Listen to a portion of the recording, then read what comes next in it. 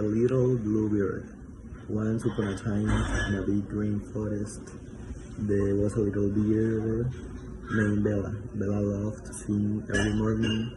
Her song made all the animals in the forest happy. One day, Bella woke up and wanted to find a new song to sing. She flew high in the sky and looked around.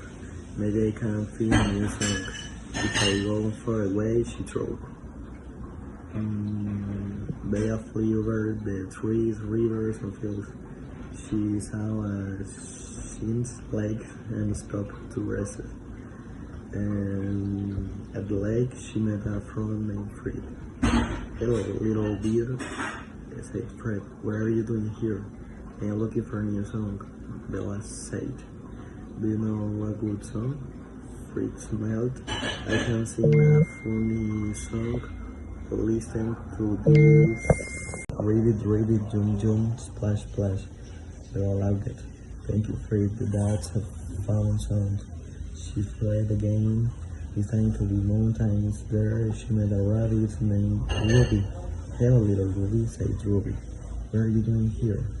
"I am looking for a new song," Bella said. "You know a good song?" Ruby twitched her nose. "And don't sing, but I can hop like this. Hop, hop, skip, skip, hop, hop."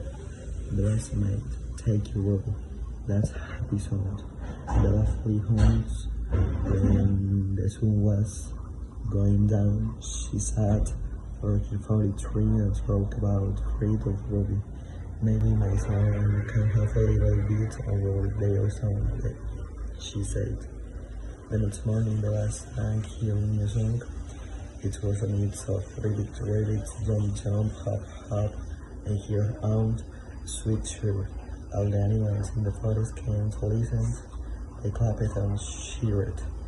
From the day on, Bella's song was the most loved in the forest. She knew that a little help from friends can make some time very special. Thank you.